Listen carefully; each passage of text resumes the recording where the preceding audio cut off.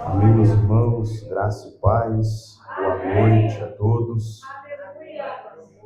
Quero dizer que muita alegria estar com os irmãos nessa noite, para juntos adorarmos ao nosso Deus. Certamente a boa mão do Senhor está sobre nós, certamente Deus tem nos guardado, né? Estamos aqui hoje, como já foi dito aqui, para adorar o nome do nosso Deus, né? Ele é merecedor de toda honra, de toda glória, de toda adoração. Romanos vai dizer, porque dele, por ele e para ele são todas as coisas. Então, ofereça o teu melhor nessa noite. Eu quero agradecer aqui a minha irmã Michele, irmã duas vezes, irmã em Cristo e irmã de sangue, né? Não parece, né? Um nasceu meio-dia, o outro nasceu meia-noite, mas nós somos irmãos de sangue. Queridos, para não ficar em minhas palavras, abra comigo no Evangelho de Mateus, Evangelho de Jesus, segundo escreveu Mateus, capítulo 15. O verso é o número 21, Mateus 15, 21. Mateus 15, 21. Estava com uma outra palavra no coração, mas Deus me direcionou essa palavra aqui nessa noite. Certamente Deus quer falar, quer tratar o nosso coração. Mateus 15, 21. Aleluia, Jesus. Estamos falando sobre clamor, estamos ouvindo sobre clamor, sobre fé, né, sobre clamar a Deus, né? Então vamos olhar um pouco para a vida desta mulher que vai nos ensinar que um clamor em meio à dor, Jesus responde. Então, amém? Todos encontraram? Vamos ler? Diz assim: saindo daquele lugar, Jesus retirou-se para a região de Tiro e de Sidom. Uma mulher cananeia natural dali veio a ele gritando: Senhor, filho de Davi, tem misericórdia de mim. Minha filha está endemoniada e está sofrendo muito. Mas Jesus não lhe respondeu palavras. Então seus discípulos se aproximaram dele e pediram: mande-a embora, pois vem gritando atrás de nós. Ele respondeu: eu fui enviado apenas às ovelhas perdidas da casa de Israel. A mulher veio adorando de joelhos e disse-lhe: Senhor, ajuda-me, ou em outras traduções, socorre-me. Ele respondeu: não é certo tirar o pão dos filhos e lançá-lo aos cachorrinhos? Disse ela, porém, sim, Senhor, mas até os cachorrinhos comem das migalhas que caem da mesa dos seus donos ou dos seus senhores. Jesus respondeu: mulher, grande é a sua fé, seja conforme você deseja. E, naquele mesmo instante, a sua filha foi curada. Pode tomar teu assento. Graças a Deus por esta palavra. Essa é a poderosa palavra de Deus ao nosso coração nessa noite. Palavra essa que é viva, que é eficaz, que é penetrante, né, que vai na divisão da alma, do espírito, das juntas e medulas. E essa palavra, ela está apta a discernir a intenção do coração do homem. Né? Então Deus, ele sabe como nós chegamos. Deus sabe qual é a nossa aflição. Deus sabe qual é a nossa necessidade. Deus sabe qual é a nossa dificuldade. Deus sabe aquilo que tem nos impedido, talvez, de caminhar, de ter uma vida de comunhão plena com o Senhor, uma vida genuína, algo verdadeiro, algo do Espírito, né? E às vezes nós desejamos tanto viver com Deus, desejamos tanto estar perto de Deus, mas sempre tem alguma coisa que tenta nos atrapalhar, sempre tem alguma coisa que tenta roubar a nossa alegria, como o pastor disse aqui, que tenta roubar a nossa paz, né? Vem preocupações no nosso coração, vem inquietações na nossa alma, e nós às vezes nos perguntamos a Deus: Senhor, por que eu estou passando por isso? Por que isso está acontecendo comigo? Queridos, eu aprendo algo, né, olhando aqui as sagradas letras do texto a qual nós lemos. Deus tem um propósito até mesmo na sua dor.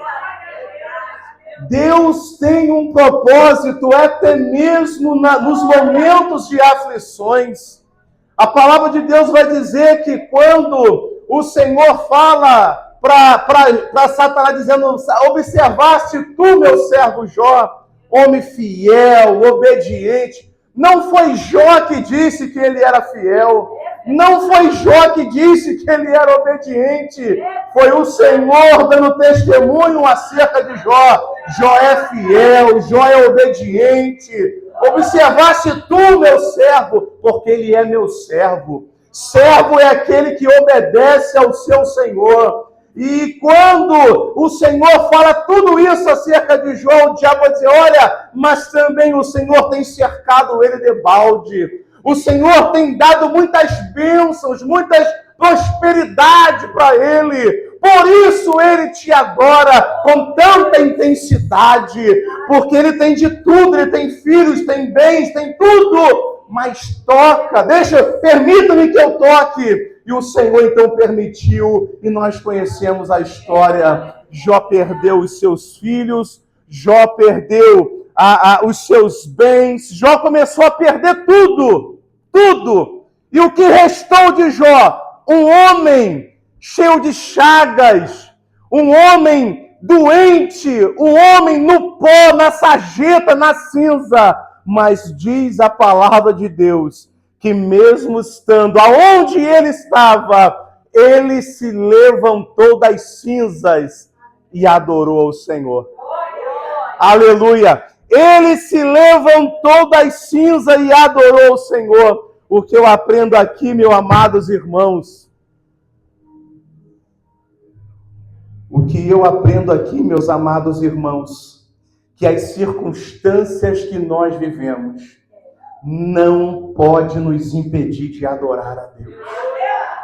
Se você só adora quando tudo vai bem, você não é um adorador verdadeiro.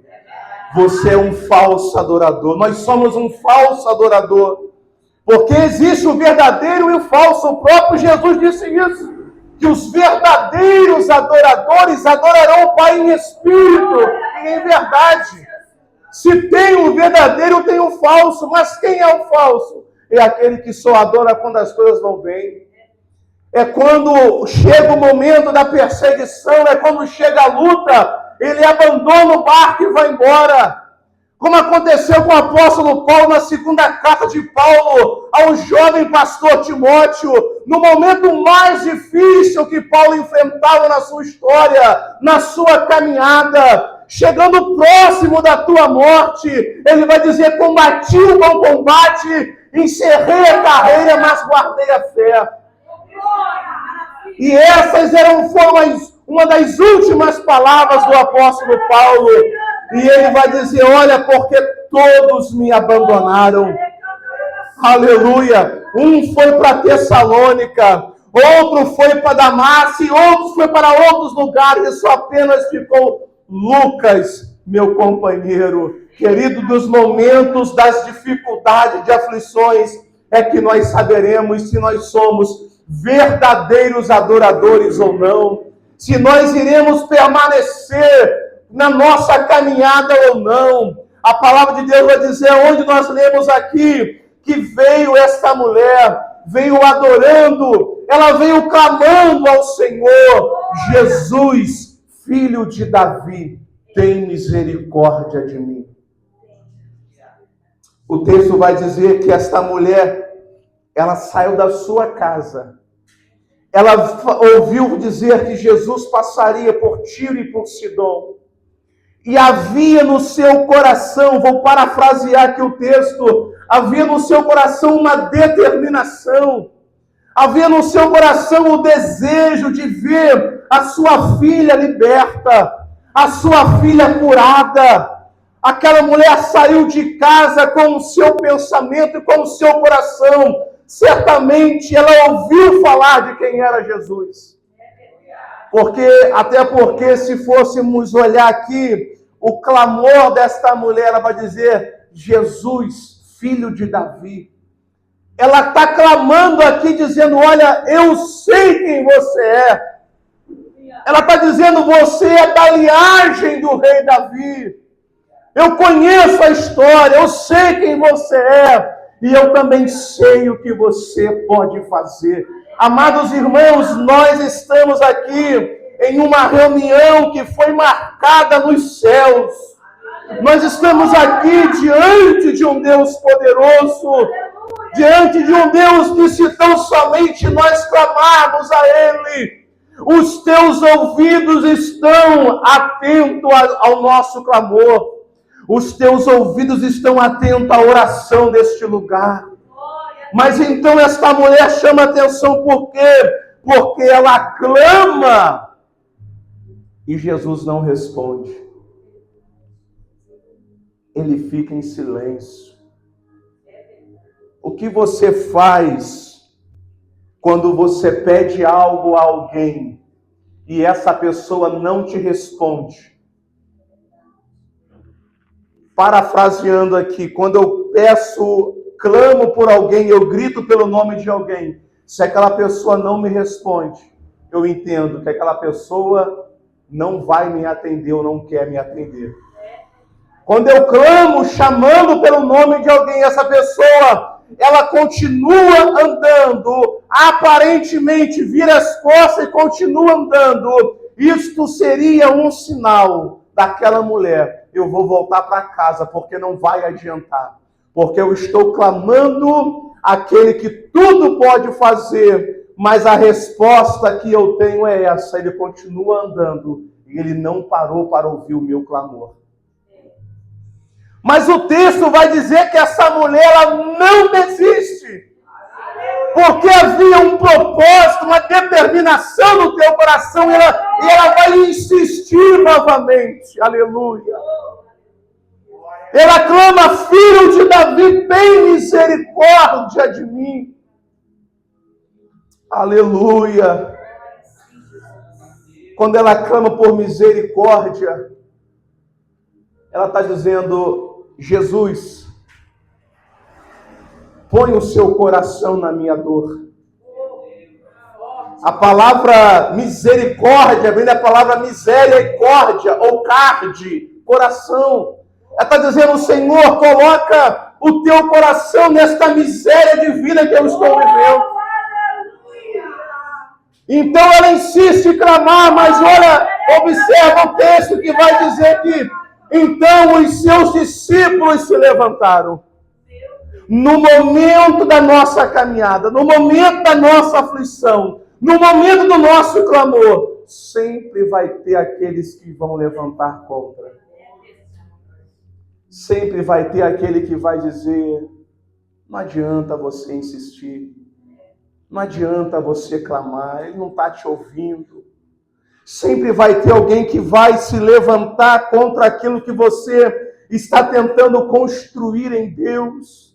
Se fôssemos olhar para a vida de Neemias, quando estava reconstruindo os muros de Jerusalém, quando ele sai de Suzã, servindo ali o rei Artaxerxes, que ele vai para Jerusalém, e ele está ali reconstruindo os muros, as muralhas de Jerusalém, restaurando os portais, as portas, se levanta Sanbalate e Tobias, querendo parar aquela construção, dizendo que o que eles estavam fazendo, eles não iriam concluir, eles não iriam conseguir, aleluia. Mas a palavra de Deus vai dizer que quando Neemias disse, olha, eu não posso agora descer, eu não posso ter com vocês, porque o que eu estou fazendo aqui é uma grande obra. Meu irmão, sempre vai se levantar as adversidades, sempre vai se levantar pessoas para tentar lançar uma palavra, para nos desanimar, e foi essa palavra que aquela mulher ouviu. dizendo, Jesus, os discípulos diziam, Senhor, despede essa mulher que vem gritando aí atrás de nós. Despede ela. Despede esta mulher. Queridos, o silêncio de Deus nem sempre é um sinal de não. O silêncio de Deus nem sempre é um sinal que Ele não está ouvindo. Oh, glória, obrigada a Deus. Jesus estava ouvindo o clamor daquela mulher. Obrigada. Só que existia um porém. Ainda não era a hora. Jesus estava ali testando a fé daquela mulher. Ele queria ver até onde aquela mulher iria. Ele queria ver se aquela mulher ela iria persistir no primeiro obstáculo que aparecesse na vida dela. Quantos de nós desistimos na primeira luta? Quantos começam uma caminhada, mas na primeira adversidade, chuta o balde e volta para trás? Mas o Senhor estava ali olhando, já sondando o coração daquela mulher. E aquela mulher então está ali clamando, não houve resposta, mas Jesus estava ouvindo aquele clamor. Eu quero dizer para você nesta noite, aleluia, nessa noite fria de terça-feira, Deus está ouvindo a tua oração, Deus está ouvindo o teu clamor, aleluia. Deus é Deus de perto, é Deus que está aqui, é Deus que responde oração. Ele vai dizer, olha, clame a mim e responder-te-ei, anunciar-te-ei coisas grandes e firmes. E aquela mulher, ela está com o seu coração desejando receber algo da parte de Deus. Eu quero te perguntar nessa noite, até que ponto você está disposto a pagar? Até que ponto nós estamos dispostos a pagar? Parece que tem dias na nossa vida que nós levantamos e olhamos para a realidade daquilo que está à nossa volta. Nós lidamos com muitas pessoas, e pessoas enfermas, pessoas desempregadas, pessoas que estão, às vezes, orando, pedindo a Deus, e parece que não tem uma resposta para aquilo que elas estão clamando, aquilo que elas estão buscando da parte de Deus. Parece que Deus está tão distante, mas quando, na verdade, Ele está preparando tudo, aleluia. Mas quando, na verdade, esse silêncio de Deus não é um sinal que Ele não vai responder, é um sinal que Ele está dizendo, olha, eu estou preparando o teu coração para aquilo que eu vou derramar sobre a tua vida. Eu estou preparando o teu coração para aquilo que eu vou derramar sobre a tua casa, sobre a tua família. Eu estou preparando porque o que eu vou fazer, aleluia, é algo poderoso e genuíno. O que Deus quer fazer, irmão, o que Deus está preparando para que nós venhamos desfrutar, não é algo passageiro. Nós precisamos entender isso, que o que Deus iria liberar sobre esta mulher iria mudar completamente a tua história. Porque Deus é um Deus que muda a história. João capítulo 4, Jesus está conversando com um grupo ali, uma conversa que não estava edificando ninguém. Havia um grupo de fariseus. E Jesus diz assim, olha, porque me convém passar para o outro lado. E ele saiu da onde eles estavam ali, foram para Samaria. Chegando em Samaria, no poço de Jacó, ele encontra com uma mulher. Meio-dia, o sol escaldante. Era comum, meio-dia não tem ninguém na rua, por causa do sol. E aquela mulher estava ali naquele poço pegando água. Aquele encontro mudou completamente a vida daquela mulher. Jesus chega naquele poço, começa a ter uma conversa com aquela mulher. Os seus discípulos foram comprar comida, estavam longe. E Jesus está ali conversando com aquela mulher. E ele disse para aquela mulher: se você soubesse quem te pede água. Ele começa ali uma conversa com aquela mulher, mas a intenção dele não foi de expor o pecado daquela mulher. A intenção de Jesus naquele momento foi de tratar as feridas da alma daquela mulher. Uma mulher que chega naquele dia, naquele lugar, conversando com o mestre, completamente destruída, uma mulher que já tinha tido vários relacionamentos, e o que ela estava tendo, o homem não era dela, o próprio Jesus revelou isso para ela. E naquele momento ele começou a tratar aquele coração. Chegou naquele lugar uma mulher pecadora e saiu dali uma missionária, testemunhando do que Cristo havia feito na vida dela. Querido, o encontro que nós temos com Jesus vai proporcionar mudança na nossa vida. Por mais pecador que sejamos, o Senhor, Ele tem o poder de mudar a história do mais vil pecador. Ele é aquele que pega um Saulo, que Ananias não queria ir lá orar por ele. Ananias falou: o Senhor sabe quem é Saulo. Ele está perseguindo. Ele está colocando nos cárceres. Ele tá matando os crentes. Ele pegou carta para vir agora para perseguir, para prender, para açoitar os crentes. A resposta que Ananias tem: vai lá, porque ele é para mim um vaso escolhido. Talvez hoje você não consiga visualizar e entender o que Deus está preparando para você, o que Deus está preparando para nós, o que Deus está preparando para a igreja dele. Mas uma coisa nós precisamos entender: que foi o Senhor que nos escolheu, que foi o Senhor que nos chamou para esta obra. Por mais difícil que seja, por mais que nós vamos enfrentar obstáculos, vamos enfrentar o adversário que luta constantemente, mas nós precisamos entender uma coisa maior: é o que está em nós.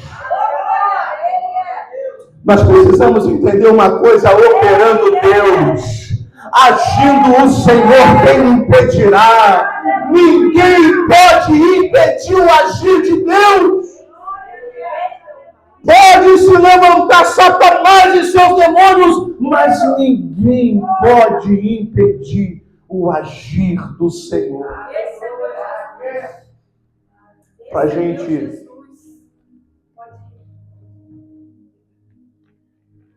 já ir finalizando, Jesus começa a ter um diálogo com aquela mulher.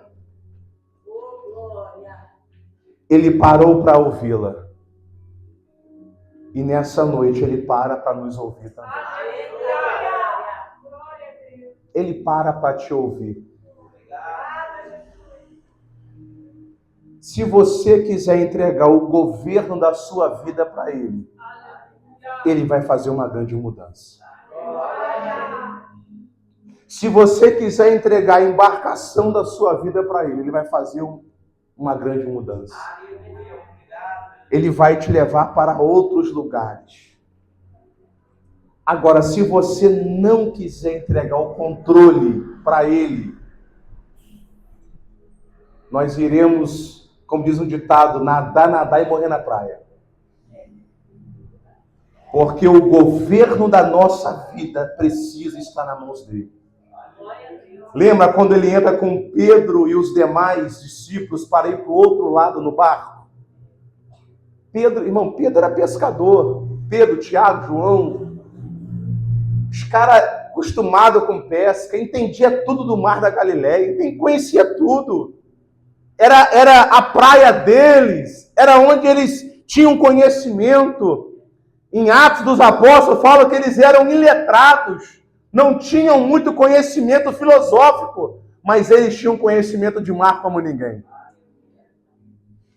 João tinha, segundo a história, conta que João tinha uma empresa de pesca.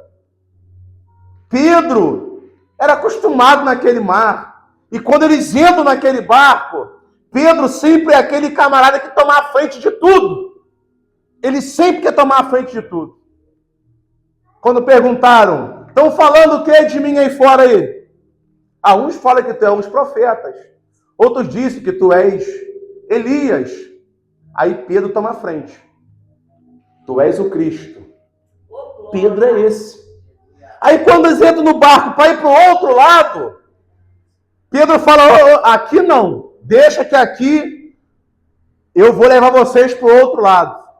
Jesus, pode ficar tranquilo, senta aí, deita aí. Jesus foi fazer o quê? Foi dormir. Irmão, a pior coisa que tem é quando nós queremos ter o controle das coisas. Pedro ali que achava que estava no controle. Mas quando a tempestade se levantou, ele viu que ele não entendia era de nada. Ele viu que ele não tinha um controle de nada. Ele viu que quem tem o poder de cessar a tempestade é Cristo. Então, meu irmão, se nós entregarmos o governo da nossa vida para Ele, aleluia, a tempestade que nós estamos passando, é Ele quem vai acalmar. E ele começa a conversar com essa mulher aqui. Aleluia. Verso 22, mas Jesus não lhe respondeu palavras. Então os seus discípulos se aproximaram dele e pediram, manda-a embora, pois vem gritando atrás de nós, está incomodando. Meu irmão, não importa. Não importa, só quem sabe a tua dor é você. Então não cesse de clamar, não cesse de adorar. Só quem sabe o que você está passando é você. É aqueles que estão dentro da sua casa contigo. Então não cesse de clamar. Se está atrapalhando alguém a sua adoração, problema. Continue adorando. Aleluia. Ele respondeu, eu fui enviado apenas às ovelhas perdidas da casa de Israel. A mulher veio, adorou de joelhos e disse, Senhor, socorre-me. Olha o grau da aflição desta mulher. Ela se prostrou e falou, Senhor, socorre-me. Você já fez um pedido de socorro para o Senhor? Tem momentos na nossa vida que nós dobramos o nosso joelho como essa mulher e falamos para o Senhor em nossas orações, Senhor, socorre-me nesta causa. Socorre-me nesta causa. E querido, Jesus é aquele que conhece o nosso coração. A palavra nos instrui a fazer isso. Entra no seu quarto, fecha a porta. E esse lugar, esse secreto, nós precisamos ter. Aleluia. Que tem horas que nós não conseguimos nem deitar na nossa cama e dormir direito. De tão grandes as aflições que nós vivemos. De tantas lutas que nós enfrentamos. Eu me lembro de um período que eu fiquei 10 dias internado que eu não conseguia dormir. O médico tinha que ir lá dar um remédio. Por quê? Porque é preocupação. Internado em um hospital, tinha que pagar aluguel, pagar a escola da filha. E sem trabalhar já há dias. Eu falava, Senhor, o que eu vou fazer? E não conseguia dormir e orava a Deus até que um dia, Deus ministrou um momento de paz no meu coração. E eu me lembrei de Davi quando fugia de Saul. Ele dizia, olha, em paz eu me deito e logo pego no sono. Saul perseguindo Davi dia após dia. Foram mais 11 tentativas para tirar a vida de Davi. Mas a palavra que Davi tinha era essa: em paz eu me deito e logo pego no sono. Porque tu, Senhor, me faz repousar em segurança. Querida, nossa confiança precisa estar em Deus. Ele é o nosso provedor. Deixa eu abrir aqui um parênteses e contar um testemunho rapidamente. Nesses 10 dias que eu fiquei internado, e eu falei para minha esposa, eu falei, olha, vai pagando o que tem, que é mais necessário. E depois a gente vê o que faz. E pagou tudo que tinha que pagar. Sobrou R$60 na conta. R$60. E do meu lado tinha um senhor, eu estava no setor ali da coronariana, né, a parte cardíaca. E tinha um senhor do meu lado também, e ele andando descalço de um lado para o outro. Eu falei, meu Deus, eu não consigo ver um negócio desse, que eu sou muito dessa área social. Eu trabalho com isso na igreja, né? Nós vamos fazer agora, daqui a 15 dias, uma ação social no nosso bairro, no Jardim Califórnia.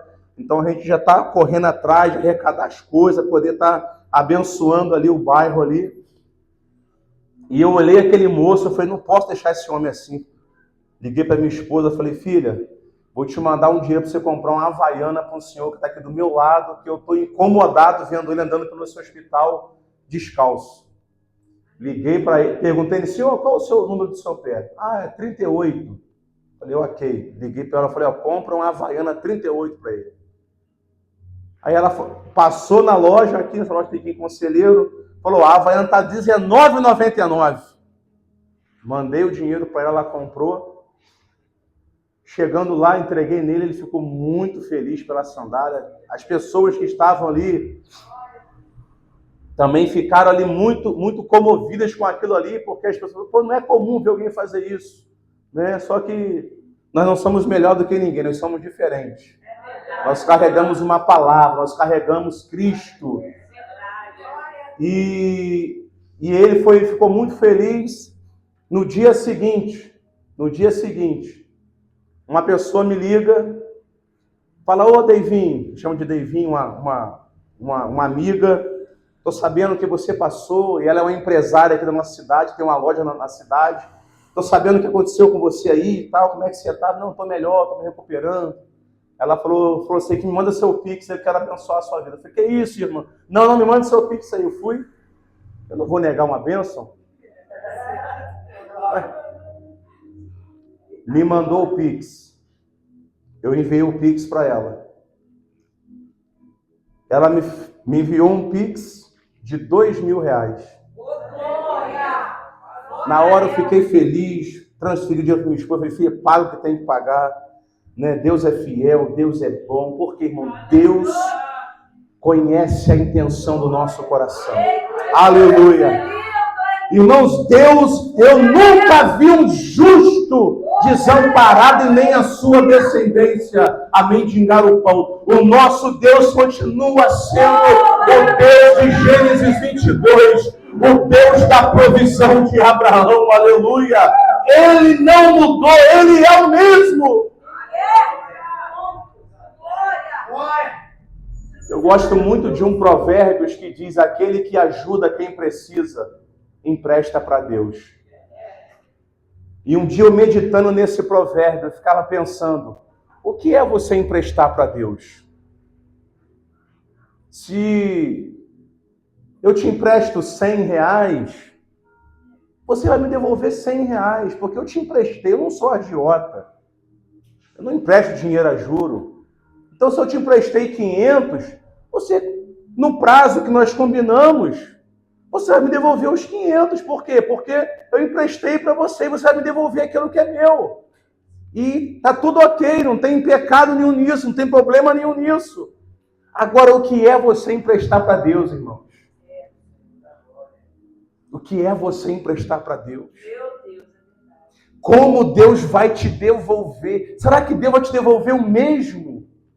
E isso mexeu comigo por quê? Porque depois eu estava em casa pensando, a gente pensa nessas coisas. Eu falei com a minha esposa, eu falei, filha, Eu abençoei um irmão com 20 reais.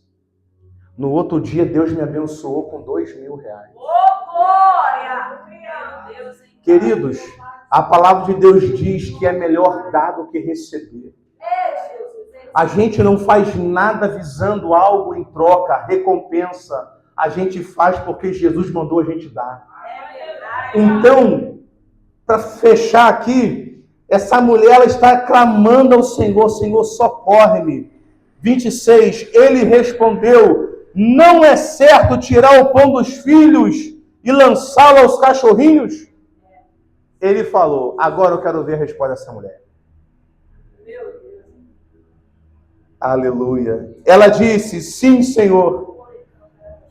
Ela falou: Senhor, mas até os cachorrinhos, eles precisam comer das migalhas que caem da mesa do seu Senhor.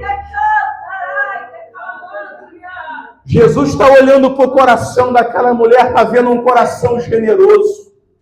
Jesus está olhando para o coração daquela mulher, está vendo uma mulher, alguém que tem um perfil que vai sair dali, uma mulher que vai ter o potencial, a capacidade de abençoar outras pessoas. Uma mulher que a sua árvore genealógica, se fôssemos pegar aqui todo o contexto bíblico e histórico, o povo cananeu era inimigo número 1 do povo de Deus. Mas uma mulher cananeia, ela ouviu falar de Jesus, a mensagem entrou no coração dela, e aquela mulher nunca mais seria a mesma, porque todo aquele que é tocado pela palavra de Deus, ele nunca mais é o mesmo, aleluia. Jeremias vai dizer: olha, achando a tua palavra, logo a comi, para mim foi gozo e alegria. Todo aquele que experimenta desta palavra, ele é diferente, porque ele carrega a paz de Cristo, ele carrega a alegria no teu coração. E aquela mulher, devido a essa resposta que ela dá, Jesus olhou para ela e falou: mulher, grande é a tua fé. Grande é a tua fé. Ele falou assim: seja feito como tu desejas. Deus não fala seja feito como tu desejas para qualquer um. Porque se ele falar para qualquer um seja feito como tu desejas, tem muita gente que é soberbo. E Deus abate os soberbos. Ele fala: seja feita como tu desejas. E diz o texto que na mesma hora a sua filha foi curada. Jesus não foi na casa daquela mulher. Ele só liberou uma palavra, dizendo: a partir de agora está curada. Ele está dizendo: você vai chegar em casa, a tua filha não vai estar do mesmo jeito a qual você saiu de lá. A sua filha vai estar curada. Por quê? Porque uma palavra foi liberada. Meu irmão, a palavra que foi liberada nessa noite sobre a minha vida e sobre a tua vida, essa palavra, ela veio, ela foi liberada, ela tem uma direção, ela tem um propósito, ela não vai voltar vazia, ela vai cumprir a tua missão. E que seja na minha casa, na tua casa, na tua vida, no teu trabalho, que seja onde você estiver, que a palavra de Deus se cumpra sobre a tua vida em nome de Jesus, que nada seja empecilho para você não vir para a casa do Senhor adorar o nome dele. Mas que você não seja apenas um adorador aqui dentro, que você seja um adorador onde você estiver. Que a sua vida seja um testemunho, como aconteceu com aquela mulher lá em João 4. Samaria foi impactada pelo testemunho daquela mulher, simplesmente porque ela foi curada por Cristo. Que nós sejamos curados por Ele nessa noite. Quero convidar você a se colocar de pé. Queria fazer uma oração por nós nessa noite. Meu Deus, aleluia. Que o Senhor nessa noite derrame sobre nós a cura. Que o Senhor derrame sobre nós a presença dEle, a Shekinah dEle. Que nunca falte sobre este lugar, sobre este altar, a presença dEle. Oh Deus, nós queremos te louvar, Senhor. Nós queremos tributar este momento ao Senhor. Oh Deus, nós levantamos sobre este lugar o altar de adoração, Senhor. Oh Deus, nós cremos que nesta noite, Pai, Satanás e seus demônios não vão